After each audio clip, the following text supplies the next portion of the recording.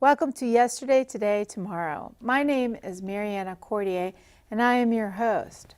Whether you believe in global warming, climate change, or it's all a hoax, we can all agree to the importance of using science to ensure the Earth's resources match the population's demands.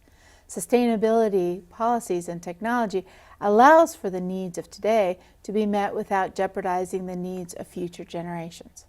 Joining me today to discuss the broad topic of the environment and sustainability are Jen Bristol, Director of Communications for the Solar, sorry about that, SEIA, it's the Solar Environmental Industries Association.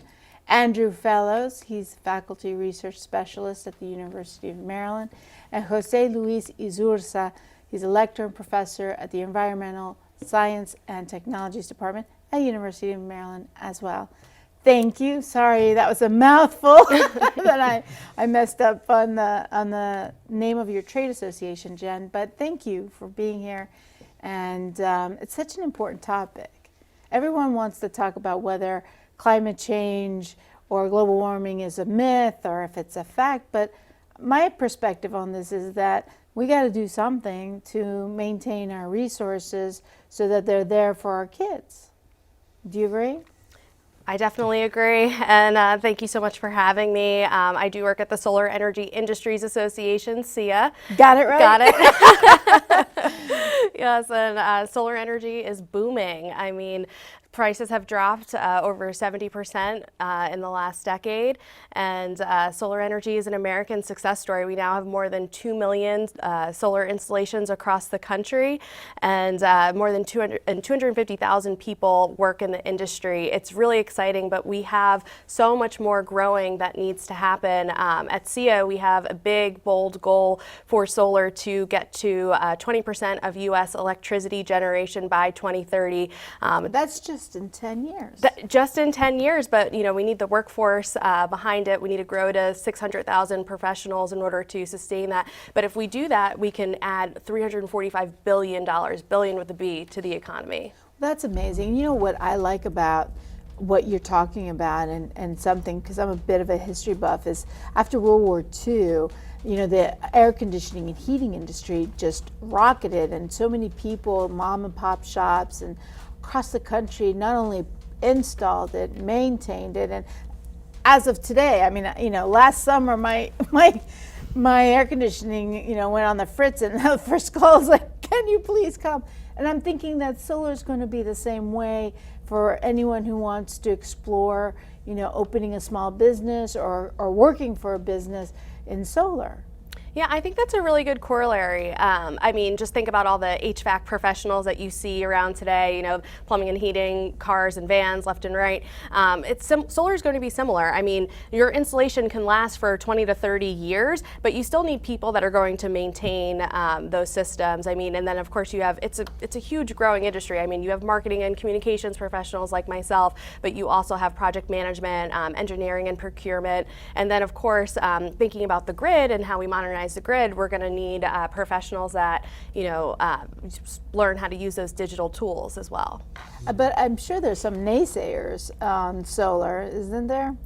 There are naysayers everywhere. What I will say is that solar is here and now. It is not something of the future. It's something that we are doing today. Right. Well, and solar is such an amazing historic kind of the fact that people have used the sun to heat and warm things forever. And so solar energy's been around for a long time, for as long as our planet's been around. And it's not a limited resource. It's not a limited resource, and it's clean. And it's and so I think the idea of it doesn't even matter, the fact that climate change is real and exists. Even if it didn't exist, solar energy would make sense. The idea of extracting fossil fuels from our planet, the cost and also the pollution and the harmful health effects of fossil fuels alone would be enough to push for sustainability purposes to go to solar as a primary way of generating energy. And the other things, coupled with other things like fuel cells and other geothermal and other kinds of clean energy, there's all sorts of ways including wind energy, which is a form of solar energy, that we can really generate clean energy to supply all of our energy needs and create jobs at the same time. I love the idea of the topic of jobs because when you talk about fossil fuel issues, a lot of it is the individuals in those communities who are scared of losing jobs, and yet here they may not only get work, but work that isn't as negative for their health. Right. When you think about all the lung deaths and how horrible the conditions were for coal miners for decades and even centuries, the fact that we now no longer really need to rely on coal is a really positive thing. The tragedy and in some ways the scandal is that we haven't done more to help with the transition of mining country areas to do work transition, because there's plenty of jobs in that part of the world as well, but people have been pushing to hold on to profits really for the wealthy people around coal, whereas the workers really suffered. Yes, and it's continue to. I was going to say, I couldn't agree more, and we can't forget about communities of color that have been disproportionately disadvantaged by, incumbent generators like coal and others. And solar energy really does represent an opportunity for people to not only get a job, but to also start their own business. The vast majority of businesses in the industry are small businesses with 50 people or less, and so there really is the opportunity to not only power the entire country with clean, renewable energy like solar energy, but to also benefit and to boost the economy as well. And I think, the other thing that your association does that is so important for the consumers, the audience that's watching us going, well, I would love solar panels, but which ones do I get? How do I figure it out? You have information that is provided to consumers on, what are the important questions to ask. Absolutely.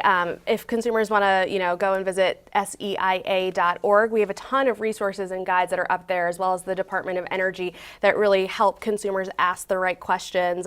Is solar right for me? Is my rooftop, facing in a way that benefits the sun? And if I, don't own my own home, there are so many other ways that you can go solar. Community solar being one of them. I love that. Why don't you tell us a little bit more about Sure. community solar? Yes. So community solar is essentially, let's say you have a solar facility, a solar farm that's off-site, and you can't go solar because you rent your home, or your rooftop it's not working. You can subscribe to that solar facility, whether you own panels or shares within the facility. You can benefit through credits on your bill. That's awesome. Well, and my wife and I, actually the entire city of College Park, that is the city itself, all of the energy is generated by wind, because you are able to get into programs where you're basically supplying your own energy. It may not be a wind farm on your property, but it's you're buying it off the grid. So one of the things that's really available with technology today is you're able to shop for really both good bargains, but also clean energy to supply your home. That's amazing. And I like the idea of maybe in your work, in your line of work, that you guys would probably be able to also use that, because we're talking about solar, but we also need to talk about growing our food and having resources, that is a little bit different than what's traditionally done, right? Yes. One of the other challenges that climate change brings is food production. Things are changing, and we definitely would like to couple food production with use of technology. And also, I'm curious to see what is the status of the storage of solar energy at this time, because solar photovoltaic cells are well developed now, but about the storage, we would like to use, for example, I work with aquaponic systems. Okay, in so University what are of Maryland. aquaponics? Yes, aquaponic systems are a marriage between hydroponics, which is a soilless food production systems, and aquaculture, growing food in a recirculating system. But it could be off the grid, but we have been trying to test small systems using batteries. But when you want to go big, in a big farm, the batteries are not there yet. Do you have any ideas what is going on the batteries or the development? Sure. of I batteries? mean, I'll tell you that energy storage prices are coming down rapidly. Just as solar is getting to be more and more affordable, energy storage is following right behind it. And so while, you might not be able to get to scale just yet, I mean, there are people that, today who have, they thought about solar 2 or 3 years ago. What I'd say to, the average viewers, if you considered it 2 or 3 years ago and it wasn't right for you, definitely take a look at it again. And I'd say the same with energy storage. So energy storage is what? It's like a battery or a generator that you can then have the power into your home or whatever. Right. Right, and so solar obviously doesn't produce electricity for your home or your business at night, and so storage or energy storage through batteries is a great option for your home or business.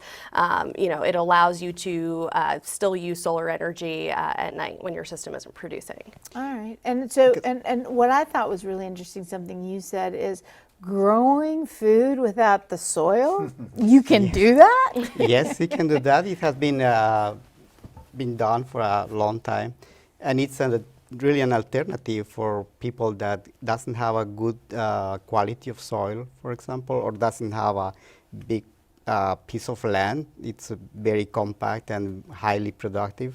And it makes me think of, why we don't need to slash and burn the Amazon jungle in Brazil, or with Australia being on fire, they still on fire. Yeah, exactly. How are they going to recoup? Or even in places like the Washington D.C. area where the land is very expensive and we cannot use farming in a traditional way. So these systems are very compact and highly sustainable. They use 10% of water compared to traditional farming. And it's ideal also for places where the soil is really poor, like desertic areas in desert areas, arid places. That's right. And we have a project going on in Mexico, for example, and that's where we want to use the solar energy, get off the grid completely, grid, but we were concerned about the batteries. But anyway, it's a sustainable recirculating, self-sustaining system that we are encouraging people to use. The fact that you're having the conversation and working at the thought process of making those batteries and the storage better is amazing, because with the way that technology rapidly evolves, that's a solution that seems to be right around the corner, right? Mm-hmm. Yes. Now, and which this raises a little bit of a question about environmental justice. That's a conversation that I think it goes hand in hand with what we're talking about. Yeah, so one of the things that I've done in the past, I've been the vice chair of the Maryland Commission on Environmental Justice and Sustainable Communities. That was created during the Glendenning administration to address Maryland's environmental justice, to make us to be the most just environmental state in the country.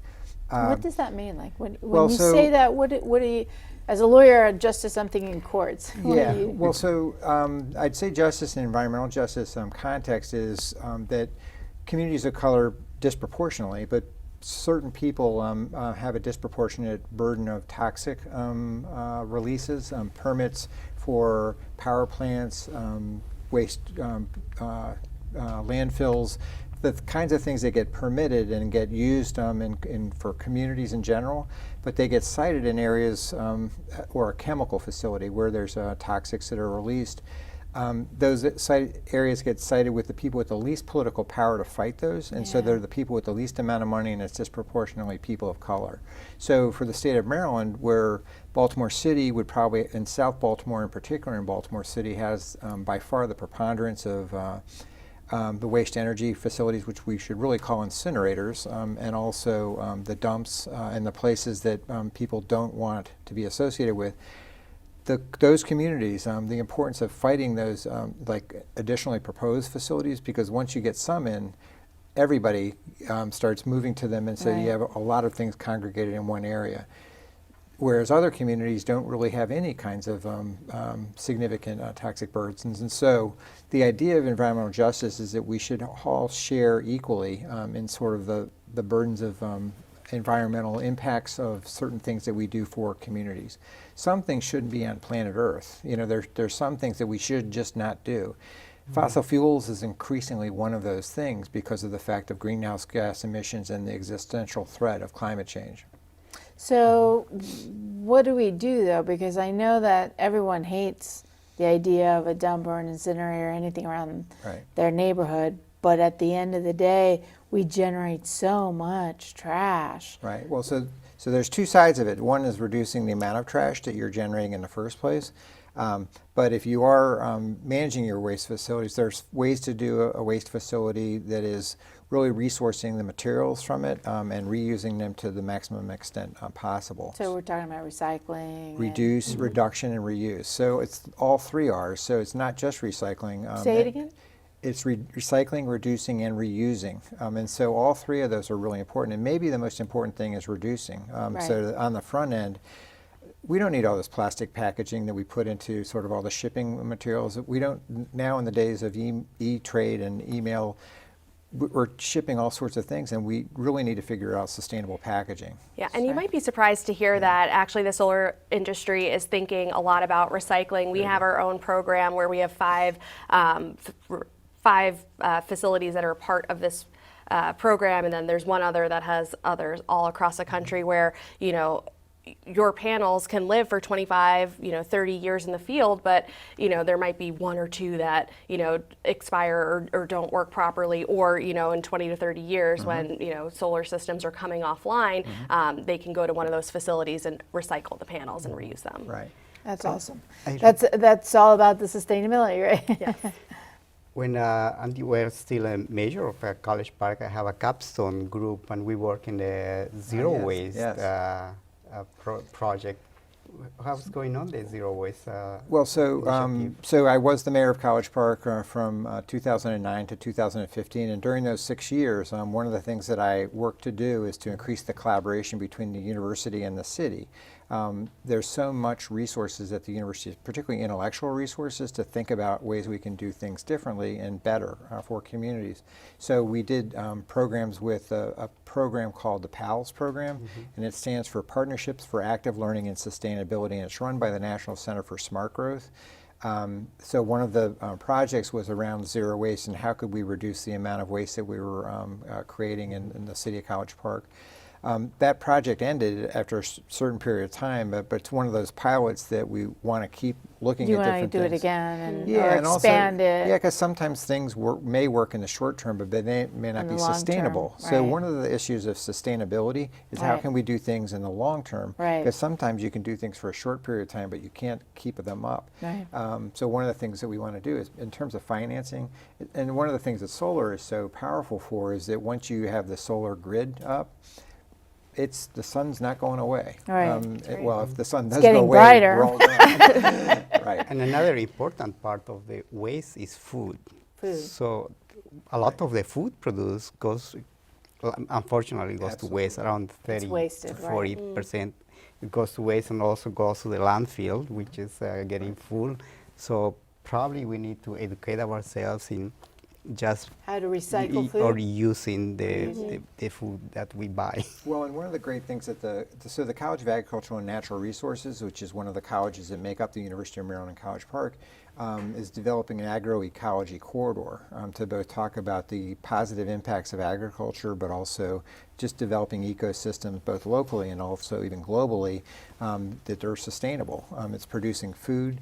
73% of Prince George's County is zoned for agriculture. And it's not known as an agricultural county, but there's a lot of it that can be done with urban agriculture. And we've got some really great urban farms like Eco City Farms. The university has a farm called Turp Farm that uses compost from the dining services food waste. Well, and one thing that you said to me was that in Maryland, there's somewhere they have an 11-acre farm that's going to be a non-soil. So it's going to be this water farm, I guess, or how do you call it? It's a hydroponic. Hydroponic. Yes, and it's very important. And another factor, we don't want to use fossil fuels. Right. We talk about food miles. So food what? Miles. Miles. So food is coming from everywhere. We have in this globalized world that if you want grapes in non-season, you can easily buy because they come from Argentina or Chile, right? But then if we produce locally and it's cheaper. We don't have to transport the food, and I that's imagine very important. are these farms enclosed? Are they greenhouses? are They- the they greenhouses? So produce, you could grow anything all- you want in the wintertime. Yeah. So all you're year not round. limited. That's true. Yeah, and That's we can amazing. use solar for that. Right. There's also a natural pairing between solar and farming. I mean, you can have a solar field that powers a farm, but also farmers are beginning to lease their land for Right. solar projects as well. And so you're seeing farmers that are supplementing their income with solar. That's great because farmers do need, when they have a good season, it's okay, but when you have a bad season, you really need that additional help. Yes. And so- Should we concern that the solar farms are going to replace the food farms? No, I think they can coexist, if you will. But then what's interesting is that there's this misperception that, you need all of this land, all of this space for solar. And that's just, it's simply not true. The National Renewable Energy Laboratory, NREL, they've done studies on this. And if you wanted to power the entire United States with solar energy, you would only need 0.6% of U.S. land area to do it. And so, wow. yeah, it's just a complete misnomer. Right. Well, and co-benefits is a really important part of how we manage our way through the transition to a really clean energy future. Things like where farms may not be viable on their own, if they do part of their land for solar, if they do sort of rotating land use, that there's lots of different things you can do to both make your soil healthier, which actually and actually just sort of the tourist aspect of agriculture, because of the fact that people really value sort of rural settings. As a matter of fact, people will sell ex-urban suburban communities as like in a rural setting, Right. and because they're selling the farm lifestyle, and meanwhile the farmers around there are like saying, well, don't stop changing our lifestyle. So I think that one of the things that as our population grows is to make sure that the population grows in the right places. Right. That we really develop density around metro stations and transit use places so that we're less auto dependent, which is another way of reducing fossil fuels, is by reducing the need to drive all over the Right. place. Of course, we have electric cars coming, but there's also still the polar. So at some point we'll have electric cars that are solar. Yeah, they don't need charging stations. You're just on the roof instead of a sunroof, you've got a solar panel. I mean, but then when you think about the electrification of the entire, transportation industry, I mean, you will have electric vehicle charging stations across the country that can be solar powered as well for, big trucks, or it could be, let's say you're doing a long road trip with your electric vehicle. I mean, that's definitely right around the corner. Or maybe even think about rail that's electric. Right. Exactly. Yeah. So the Purple Line, which is coming through the University Sure. of Maryland and connecting Bethesda to New Carrollton, it's going to revitalize a lot of the communities along there. And one of the things that's exciting about it is it's a very clean way of transporting people, and it's mass transit, which is a much cleaner way than everybody getting in their own car. Why is the Purple Line going to be different from the other? Is it going to be different from the other lines, or is it going to be the same? Well, it's light rail, so it's above ground, so it's not underground like the metro. Right. But it's light rail in general is less expensive than heavy rail that has the metro stations. Oh, that's good. But it also has the advantages of transit-oriented development. So all along the corridor, it'll be attractive to be living in these places where you can just hop on a trolley or on a rail and get to where you're going without having to drive. I have to admit that I do like European transit model yeah. because I got all over and barely ever Yeah. got in a car unless it was a taxi late at night. Yeah, it's really nice. I don't know what I'm admitting, but well, That's so in the last 30 seconds, we don't want to know what I've been doing while I was in Europe. What would you guys want to share with the audience to let them know about energy and sustainability?